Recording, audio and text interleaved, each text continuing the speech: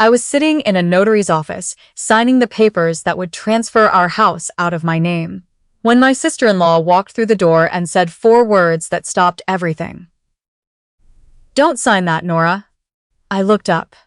My husband was already on his feet. The notary's pen was frozen halfway across the page, and I sat there, 34 years old, 3 months out from a miscarriage I hadn't fully healed from, staring at the woman I'd barely spoken to in 2 years. And I thought, whatever is about to happen, my life is never going to look the same after today. I was right. But not in the way I expected. My name is Nora Callahan. I grew up in a small town outside of Columbus, Ohio. The kind of place where everyone knows your last name and your mother's maiden name and which church you attend on Sundays.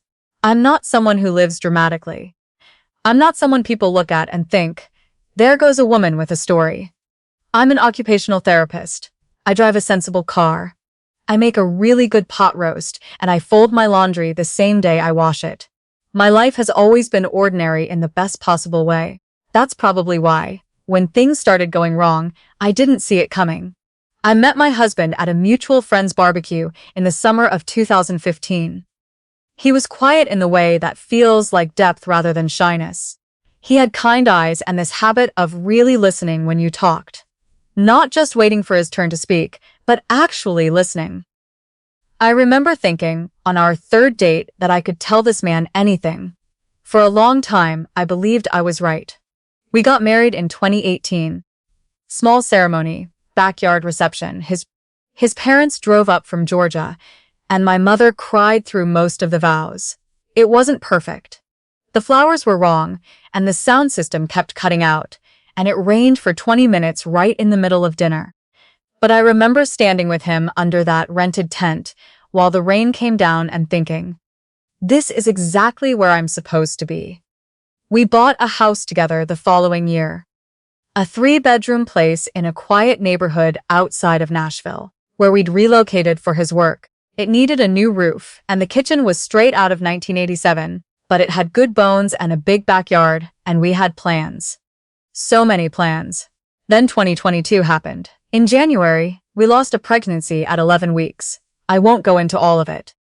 There are no words for that kind of loss that don't feel either too small or too dramatic. So I'll just say that it changed things between us.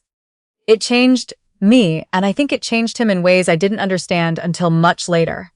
By spring, he had started pulling away. Not dramatically. He didn't stop coming home or start picking fights. It was quieter than that. He would sit at the dinner table and be somewhere else entirely. He stopped reaching for my hand during movies. He started taking phone calls in the garage and saying it was work, and I told myself it was work because the alternative was something I didn't want to look at directly. I asked him once, in April, if we were okay. He said yes. He said he was tired. He said work was complicated and he was handling it. I believed him. I wanted to believe him. By June, I knew something was wrong. Not in the way you know a fact, but in the way your body knows something before your brain catches up. I'd wake up at 2 in the morning for no reason and lie there listening to him breathe and feel this low, constant dread that I couldn't name or explain. I started paying more attention. Not snooping, I want to be clear about that, but noticing. And what I noticed was that the financial conversations had stopped. We used to talk about money the way most couples do, casually, in the margins of other conversations. Should we redo the kitchen this year or next? Should we refinance? What about that fence the backyard needs? Those conversations just quietly disappeared. When I asked about our savings, he said everything was fine. When I mentioned the joint account looking lower than usual, he said he'd moved some things around for a better interest rate and not to worry. I tried not to worry. Then in August, he sat down across from me at the kitchen table. The same table where we'd eaten 1,000 ordinary dinners. And he told me he thought we should separate, not divorce. Separate. He used that word specifically, like the softer version was somehow kinder. I remember the exact way the light looked coming through the window behind him. Golden and late afternoon, the kind of light that belongs in a happy moment. I remember thinking that the light had no idea what was happening. What are you talking about? I asked. He couldn't look at me. He kept his eyes on his hands, folded on the table. I think we need some space. I think things have been hard since January, and I haven't been handling it well, and I need time to figure some things out. Figure what things out? I can't explain everything right now. That phrase, I can't explain everything right now, became the wall I kept running into over the next 2 months. Every time I asked a real question, that was the answer. He moved his things into the guest room. He started coming home later. He was polite to me in the way you're polite to someone you don't know well, and that politeness was somehow the worst part. I went through every possibility. I checked what I could check. I am not proud of all of it, but I was a woman losing her marriage without any explanation, so I looked. I found no evidence of another woman, no suspicious messages, no dating apps, no hotel receipts, nothing. Which almost made it worse, because at least an affair would have been something I could point to and say, there, that's what broke us. There was nothing. Just a husband who was slowly becoming a stranger. In October, he brought up the house. He said he thought we should sell it, split the equity, use it as a clean break. He'd already talked to a real estate attorney, he said. He had a number in mind. He thought it was fair. I felt the floor tilt under me. We had bought that house together. I had scraped paint off those baseboards with my own hands. I had planted every single thing in that backyard, and he was sitting there with a number and an attorney and a plan that he had clearly been building for a while, without me. I told him I needed time. He said he understood. What I didn't know was that time was already running out. I found out 3 weeks later, from his sister. She called me on a Tuesday evening. And she started the conversation carefully, the way you start a conversation when you're afraid of what comes next. We hadn't spoken much since the wedding. She lived in Portland, and we were different kinds of people. But she'd always been decent to me, and I could hear in her voice that whatever she was about to say was costing her something. Nora, she said, I need to ask you something, and I need you to be honest with me. Has he said anything to you about the business? My husband had a small landscaping and property maintenance company that he'd built over about 5 years. It wasn't large. 6 employees, mostly residential and some commercial contracts. But it was his, and he was proud of it. I had almost nothing to do with the day-to-day of it. That was always his domain. Not much, I said. Why? There was a pause. Because I think something is very wrong, and I think you need to know about it before you sign anything. She talked for almost an hour. What she told me was this. Our brother-in-law, her husband, had been doing some informal accounting work for the business for the past 18 months as a favor. And over the past few months, he had started noticing things that didn't add up. Money moving through accounts in ways that were hard to trace. Vendor invoices that seemed inflated. A pattern of small withdrawals that individually looked like normal business expenses, but together added up to something significant. How significant? I asked. She hesitated. He thinks somewhere between $80,000 and $120,000. Maybe more. He's not certain yet. I sat down on the edge of my bed. The room felt very far away. Who? I asked. Though even as I said it, I think part of me already knew. His father, she said quietly. We think it's his father, Nora. My father-in-law ran a small financial consulting firm in Atlanta. He had helped my husband set up the business originally. The early bookkeeping, the initial contracts, the first few client relationships. He still had access to certain accounts, certain systems, because it had always just been easier to leave things the way they were.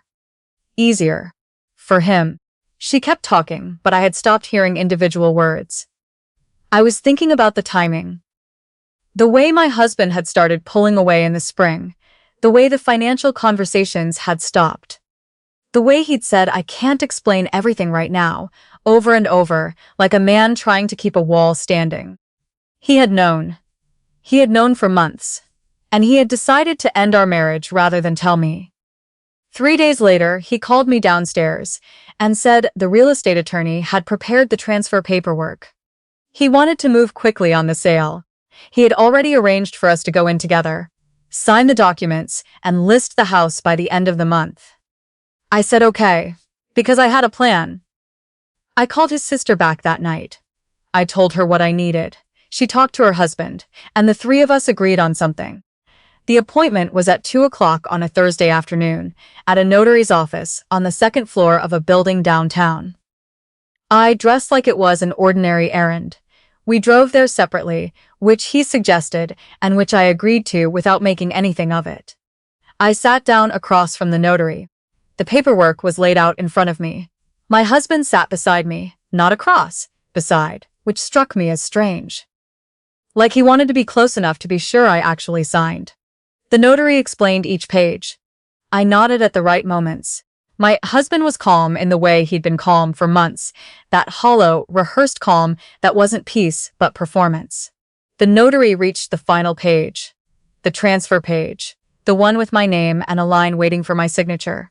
She slid it toward me. I picked up the pen, and then the door opened. My sister-in-law walked in. She was still in her coat, like she'd come straight from the airport. Behind her was her husband, carrying a leather portfolio, and behind him was a man I didn't recognize. Older, gray suit. Reading glasses pushed up on his forehead. My husband was on his feet before I could blink. "What is you doing here? What is this?" She looked at me, not at him. "Don't sign that, Nora." He turned to the notary. "This is a private appointment. The man with me is a forensic accountant," his sister said. Her voice was steady in a way that told me she'd been rehearsing this too. "And he has documentation that directly relates to the assets listed in these transfer papers." The notary sat very still. My husband's voice dropped. "You need to leave." "I'm not leaving." She finally looked at him, and the look was not angry. It was sad, which was somehow worse. "You have been protecting someone who has been stealing from you for over a year, and instead of telling your wife the truth, you tried to get her out of the picture before any of this became public. I'm not going to let you do that." The silence in that room was the loudest thing I have ever heard. The forensic accountant, she introduced him as a colleague of her husband's, someone they'd brought in over the previous week, set the portfolio on the edge of the notary's desk and opened it. Inside were printed spreadsheets, bank records, a series of highlighted transactions going back to the spring of last year.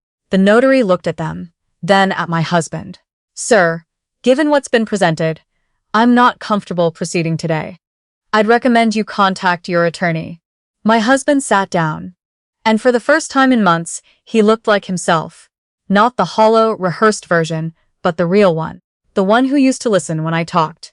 He looked exhausted and ashamed, and very, very young. "How long?" I asked. My voice came out quieter than I intended. He didn't answer immediately. His sister answered for him. "He found out in March." March, 5 months before he asked for a separation. 5 months of him carrying this by himself, letting it eat through our marriage like something left to rot. "Why didn't you tell me?" I asked. He looked at his hands. Same as he'd been doing for months. "Because I didn't know how. That's not an answer." He was quiet for a long moment. Then, slowly, "My father told me that if this came out, it would destroy the business. The contracts would fall through. There'd be legal exposure, maybe criminal charges. He said the only way to limit the damage was to keep it contained." He paused. "He said if you knew, you'd leave. And if you left, I'd have nothing left to fight for." I stared at him. "So you made that decision, for me. I thought I was protecting you. You were protecting him." My voice was shaking now, not from tears, but from something harder. "You spent 5 months protecting the man who stole from you. And the way you did that was by making me think our marriage was over. By letting me grieve something that didn't have to die." He had no answer for that. Because there wasn't one. His sister put her hand briefly on my arm. Just briefly. Then she said, "The documentation is solid. There's more than enough here for a civil suit, and possibly for the DA's office, if that's the direction you choose." She looked at her brother. "You need to stop letting him make your decisions." The notary quietly gathered the transfer papers and set them aside. We didn't sign anything that day. The drive home was the strangest 30 minutes of my life. I sat in my car in the parking garage for a while first, just breathing. Then I drove home on autopilot, parked in the driveway, and sat there looking at the house we'd bought together. The house I'd almost signed away, and I felt about 14 different things at once. I was furious. Not the hot, quick kind of angry that burns itself out. The deep, settling kind that takes up residence. I was furious at my father-in-law for the theft, for the manipulation, for the complete disregard for his son's life and marriage. I was furious at my husband for choosing silence over trust, for deciding on my behalf that I couldn't handle the truth. But underneath the anger was something else. Something I didn't have a clean name for. Because I also knew my husband. I knew that the reason he'd protected his father, even after everything, wasn't weakness exactly. It was this specific kind of loyalty that had probably looked like love for most of his life, and had only started to look like a trap relatively recently. I understood it. The way you can understand something and still be devastated by it. That doesn't mean I forgave it. Not then. That night, he knocked on the guest room door. His door by then, and asked if he could come in. I said yes. He sat on the edge of the bed and he talked for a long time. He told me the whole of it, start to finish, in a way he hadn't done with anyone. The day in March when he'd found the first discrepancy. The confrontation with his father that had gone nowhere, that had ended with his father crying and saying he'd been in financial trouble and had only meant to borrow the money and would pay it back. The months of trying to sort out the books quietly while also trying to figure out what to do. The way his father had, gradually, convinced him that going public would ruin everything, and the best thing, the merciful thing, his father had said, was to step away from the marriage before any of it landed on me. He said it would protect you, my husband said. He said it so many times that I started to believe it. It didn't protect me, I said. It just hurt me differently. He nodded. He didn't try to argue with that. I know. I'm sorry. I am so sorry, Nora, for all of it. I looked at him for a long time. This man I'd chosen. This man who had handled the worst year of his adult life by quietly falling apart instead of reaching for me. I don't know what happens next, I said. I need you to understand that. I'm not ready to say everything is fine. I know. I'm still angry. I know. But I need you to promise me something. I waited until he looked up. No more decisions made for me. No more protecting me from things I have the right to know. If we're going to figure out what's left of this, I need honesty. Real honesty. Even when it's hard. I promise, he said. And this time, he looked at me when he said it. The weeks that followed were not a movie montage. They were hard and they were slow, and there were days when I wasn't sure what I wanted. We found a couples therapist. A practical woman in her 50s who had absolutely zero patience for vague answers and who I liked immediately.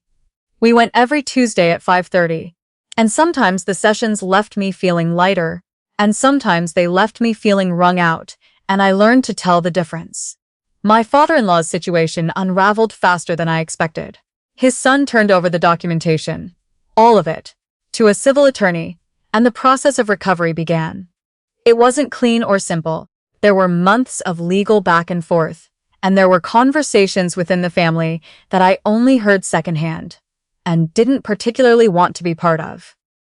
My father-in-law did not go quietly, but the records were what they were, and eventually the numbers were what they were, and accountability, when it came, was real. I called my sister-in-law once, about 2 months after the notary's office. I wasn't sure what I wanted to say, exactly. I think I just wanted to say something. Thank you, I told her. For coming. She was quiet for a moment. I almost didn't. I kept going back and forth. He's my brother, and I didn't want to be the person who blew everything up. You didn't blow anything up, I said. It was already on fire. You just made sure I knew about it. She laughed a little at that, a small, tired laugh. I didn't do it for him, she said. I mean, I love my brother, but I did it for you, because you deserve to know. That stayed with me for a long time. We didn't sell the house. We're still in it now. The kitchen finally got redone. Not the way we originally planned, but close. There's a new fence in the backyard that my husband built himself. One weekend in November, when he needed something to do with his hands. I watched him from the kitchen window, in the same golden late afternoon light, that had no idea what was happening when everything fell apart. And I thought about how strange it is that life keeps moving in the same light regardless of what's happening inside it. Trust, I have learned, is not a switch.